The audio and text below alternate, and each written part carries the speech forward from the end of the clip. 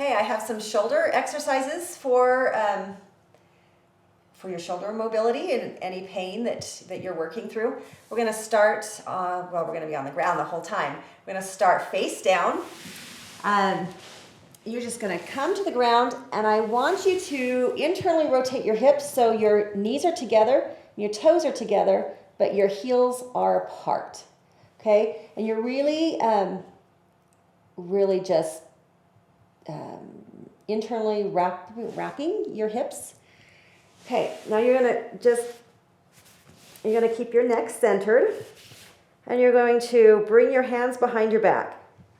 So you're looking for compensations. You're not arching your back to get this range of motion. You want to keep your spine relaxed and neutral. And then you're going to bring your hands out to the side, rotate, and then come up, and then back to your side. This time rotate palms up, bringing them behind your back, and then just back and forth 6 or 8 times, keeping your shoulders down and relaxed. Rotating palms up. Okay, that's when I really like to get full range of motion and to get your scapulas moving. I see a lot of scapulas that are just really stuck to the rib cage, and that gets some, which will cause compensations in the shoulder joint itself. So that will help get that scapula moving. Okay, if you roll over on your back, you're going to start with your hands up. The trick with this one is to keep your fingernails, your wrists, and your elbows on the floor. It may take some time and be a work in progress to be able to do that. Your wrists may pull up a little bit, and you may find that you can't even get them to the floor at all.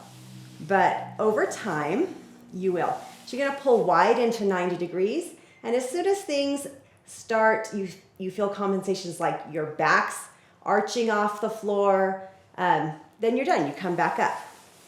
You want to maintain your lumbar curve here, but you don't want your rib cage like arching it to come up off the floor, because that's not range of motion in your shoulders. That's range of motion in your spine. We're just looking for shoulders here. So you're going to pull wide and then come back up. And you can do that 10 or 12 times, really working your fingernails, your wrists, and your elbows onto the floor without compensating with your spine. Just back and forth. And it's a great way to use all the shoulder girdle muscles and work range of motion. And then while you're down here, you can thread one arm through, and then just so you're not here, you're settling squarely onto that arm.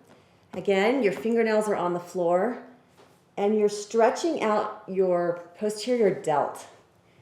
And then while you're here, while it's pinned to the floor, you're going to engage your posterior delt by pulling it away from you. So for me, I've got my left arm underneath me. I'm going to try and pull it like I'm going to pull my arm out from underneath me, but I'm not going to allow it to move. So I'm really, as you engage the muscle, it does two things. You are strengthening the mind-body connection between that muscle and your brain, but you're also getting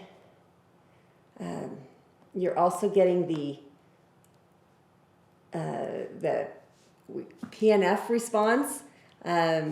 You're just going to have a more effective lengthening of the muscle fibers as you press them into the floor and also then pull them away from you. Okay. Another one I like for lengthening out the pec, which I see a lot of very short and tight pecs.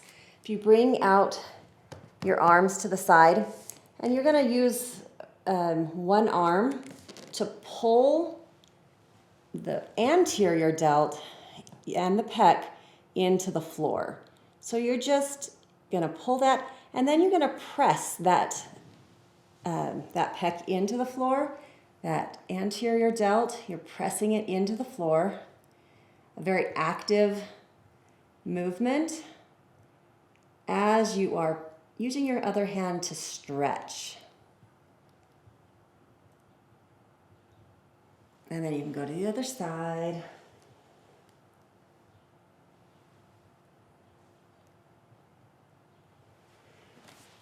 Those exercises are just going to help you maintain full shoulder mobility, balance out all of your anterior and posterior shoulder muscles.